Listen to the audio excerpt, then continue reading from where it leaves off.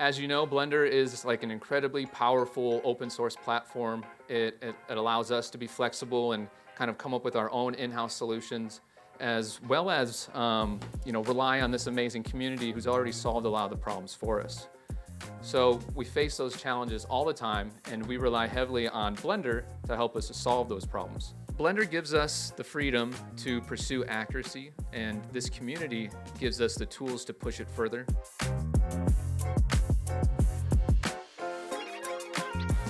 All right, first I want to say thanks to Autotro for hosting another great BCon here in the US. My name is Brandon Holt, and I'm the creative director at Focus Graphics. My name is Nathan Reese, and I'm one of the senior forensic animators at Focus Graphics. We work in the medical, legal, and forensic visualization industry, and if you're asking yourself, like, what is that? We create demonstrative exhibits for the courtroom, mostly dealing with personal injury cases. So we're creating animations, illustrations, and sometimes 3D printed models. And our purpose is to build bridges between experts and juries through compelling visual storytelling. Every case that we work on presents itself unique challenges. And some of those challenges are, how do we accurately depict a vehicle crash? How do we show it going at an accurate speed? How do we show the body kinematics inside the vehicle to show like the forces acting on the body so that we can then accurately represent the injuries? And then how do we show a lay audience a surgical procedure so that they can understand? So we face those challenges all the time, and we rely heavily on Blender to help us to solve those problems. As you know, Blender is like an incredibly powerful open source platform. It allows us to be flexible and kind of come up with our own in-house solutions, as well as rely on this amazing community who's already solved a lot of the problems for us.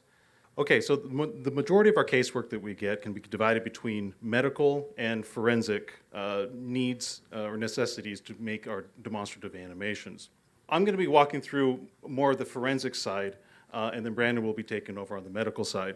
Now, a forensic animation, that usually covers like anything coming from motor vehicle collisions to like workplace construction accidents, even to faulty productions or faulty products. All of that is covered under the forensic, I guess you could say the forensic umbrella. What we're going to show here is an accident reconstruction from an actual case. It does involve a motor vehicle collision with a pedestrian, so even though we don't show anything graphic, it might be hard to view for some. And also another note that all the add-ons and extensions that we're going to be showcasing in our presentation, we aren't endorsed by any of these, but we do use a lot of them, and we are more than happy to give shout-outs to all of the great creators that help make our work a lot easier. All of our visuals are guided by data that we receive, and we receive a lot of data, and we have to be able to accurately, and what we try to do is we try to simplify this data into our demonstratives. So we get a lot of expert reports, police reports. We even have black box data from certain cars that actually have a black box. And I'm like, a lot of times I'm like, I didn't know a car did that, and what if mine does? But all of that helps us to be able to recreate what actually happened at that day of the incident, and also diagnostic imaging.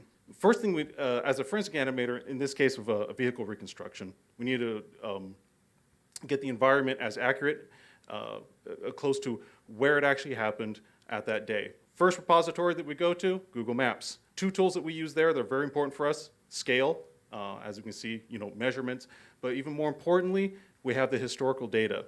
A lot of times these cases come in and they're 2 to 3 years old.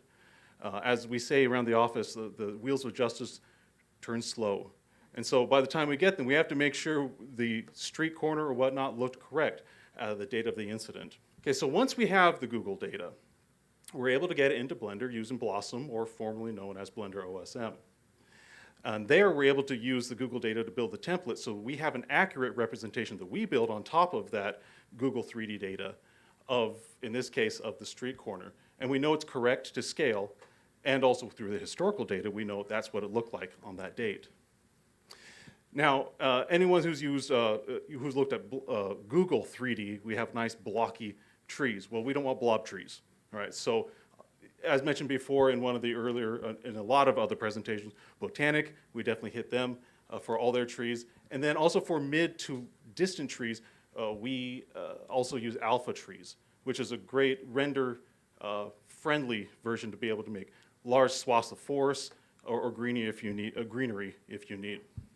We have a vast library of vehicles, and mostly when we start up with the vehicles, we look online for vehicles that have already been built. But sometimes we need to build vehicles ourselves. We had to be able to recreate this truck that was involved in the incident, and we had to get a lot of specifics about it correct. For example, we had to know how, if there was anything that was blocking the view of the driver, to see what his field of view or his point of view looked like. Anything on the dashboard that was blocking the view, we had to get the mirrors right. There's a lot of details, and luckily in this case, we had an expert be able to take a cloud point data that we were able to recreate the truck with a very high level of accuracy. Now, for all of our vehicles, we use Rig-A-Car to be able to rig up all our vehicles. Really easy to set up and use.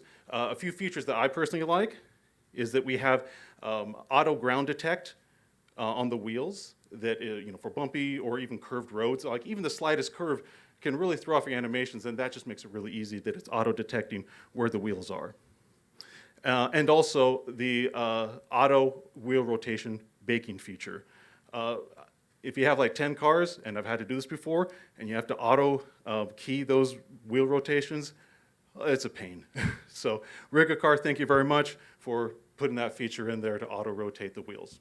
Now, one of the questions that we're asked probably more than anything from the lawyers looking, or the experts looking at these animations, is how fast is the car moving? Did you animate it correctly? Is my client looking like he's going 35, 40 miles per hour? So we have an internal script we call Speed Tracker that's able to take any object in Blender and can give us output in miles per hour of how fast it's going. Saves us a lot of time from having to do the internal math that we had to do previously. Okay, animatics. I'm sure a lot of you are asking, oh, Nathan Reese from Focus Graphics, why are you showing me an animatic? I know about animatics, what's so special about them? And you'd be right. We all know about animatics.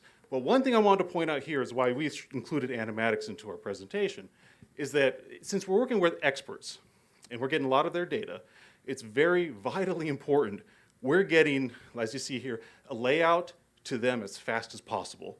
Blender helps us do that so quickly because I can see any object in Blender, its size, and be able to do this all at a glance. And then, of course, this is just viewport render. So I can just put a render out of viewport, get it out, and so we can get feedback as soon as possible.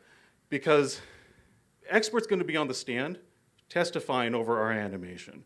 So their credibility is on the line.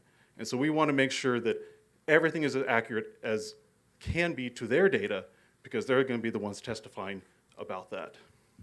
I think a lot of us can agree that when we're working with characters in 3D animation, what's the term we use? The technical term is hard, difficult, time-consuming. And so we really have to try to get, for every case, we're trying to represent our clients, and they're always different. And we have to get these animations out pretty quickly. I mean, we try to give ourselves about 6 weeks, but sometimes they're rushed and we only have about 2. So here's our process to be able to get characters done that represent our clients as best as possible in a quick and efficient manner. So for that, we use Character Creator from Reallusion.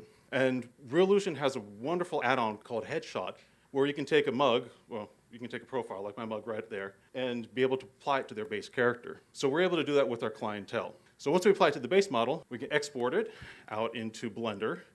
And then from there, we choose to use AutoRig Pro, another great add-on. Some of the features that I like are the hand finger controls, make things a lot easier, especially when you're dealing with holding onto a steering wheel, happens a lot. The IK-FK switch controls, again, when you're holding on the steering wheel, you need to let go and hold on again. It really, really helps. We can adjust the rig easily without breaking it. And also, when we're bringing in mocap data, like from Mixamo, AutoRig Pro is all we go to be able to apply all of those movements to our rigs. So that's why we choose AutoRig Pro for all our rig characters. So now that everything's together, we're going to show you part of this animation that was rendered in cycles, so we could really try to capture the look and feel of the lighting that night. As also you notice with our demonstratives, we don't have sound. Very rarely do they allow sound in a courtroom setting on demonstratives. In some cases, like if you're going to settle outside of court, we have done some sound, but for the most part, it's silent. So as you see, the main focus of this case was to show that with the proper measurements that, as you saw through our animatic, that the truck was not even close to the stop line, and that our client, or that the plaintiff, was not even in the crosswalk when he was given the go-ahead signal to cross. So this was an actual case, and it was a hard case to work on because it involved a real person and a real fatality in this. But we wanted to be able to show you this, really just to demonstrate the power that these animations have in being able to bring some sort of justice and closure to a grieving family. Because we can report that this case, as about 4 weeks ago, the verdict was found in favor of the boy, and who was not found at fault. And so with that, I'll turn it over to Brandon. When it comes to the medical component of the cases we work on, we can really break it up into three main challenges. The first challenge is how do we depict the injury that happened to our client? The second challenge is how do we depict the mechanism of injury, or what we call the MOI? And then the third challenge is how can we show this surgical procedure accurately that our client needed, was required after this incident. Before we can visualize anything on the medical side, just like the forensic side, we really have to do a deep dive into all the medical records. Everything we do is guided by medical records, operative reports, radiology reports, or diagnostic imaging, and even just meeting and spending some time with the experts who will be testifying on the case, just getting their opinion, like how do they plan on kind of presenting the information on the case. So the first thing I'd like to cover are the injuries. And injuries can range from minor to severe, but the injury really needs to be understood by the jury. So one of the tools that kind of help us visualize the injury they're called DICOM viewers. So DICOM viewers allow us to open up all sorts of various radiology imaging, whether it's X-rays, CTs, MRIs, and create some really great visuals like the one you're seeing here. It's called a volume rendering. And the software we're using, it's not open source, but it is called, there are open source DICOM viewers out there. But this one's called Radiant, the one that we have visuals on screen for. And it's really great because the UI is super intuitive, and it just allows us to quickly go through all the medical imaging just efficiently. So one add-on, or it's not really an add-on, but it's more of like a node setup, is this scan data visualizer by Cartesian Caramel. We don't actually use this yet, but I thought it really deserved a shout out because you can create some really great visuals using this process. And it's basically like taking an image sequence, so like what you'd get from DICOMs, you get like several DICOM files, but you can export them out as like a JPEG sequence or a PNG sequence. You can bring them in the Blender and create a flipbook, and then you use that flipbook in a shader node setup to then visualize what you're seeing here. And we're just sliding essentially a Boolean through the volume that it's creating. So once we understand the severity of the injuries, our next challenge is to depict what happened to our client. And this is called the mechanism of injury, or the MOI. We'll collaborate with biomechanical engineers, and we'll make sure we get the story right using storyboarding before we even get into the weeds of animating things. Once we have the motion of the character dialed in, we really need to show the internal anatomy, what's going on the inside. So we use a great model created by Zygote to help us kind of go in and lay out the anatomy and show the internals to depict the injury. And here's an example of putting a mechanism of injury in action. We've got the vehicle that we purchased online, we've got it rigged up, we've got our character from Character Creator, and we've got our model from Zygote kind of putting the whole thing together to show this internal decapitation of our client.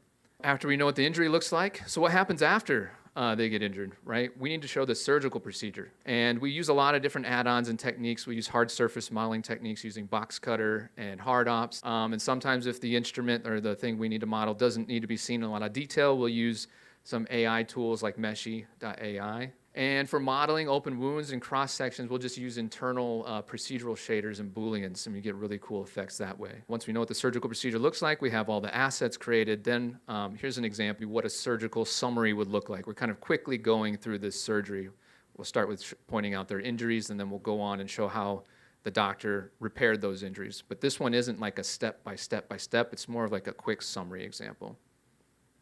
And you can see we're using those techniques that I showed you.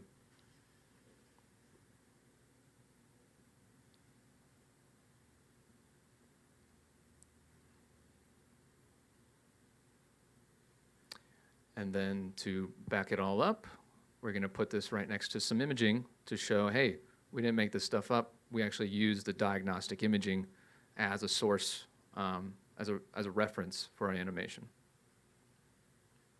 And our illustration department then illustrates over the top of the imaging. So that's a whole nother talk. So in kind of conclusion, Blender gives us the freedom to pursue accuracy, and this community gives us the tools to push it further. And this allows us to take complex expert analysis and make it clear enough for a jury to understand. Because when the truth is understood, our clients have a fair chance at justice. Thanks, guys.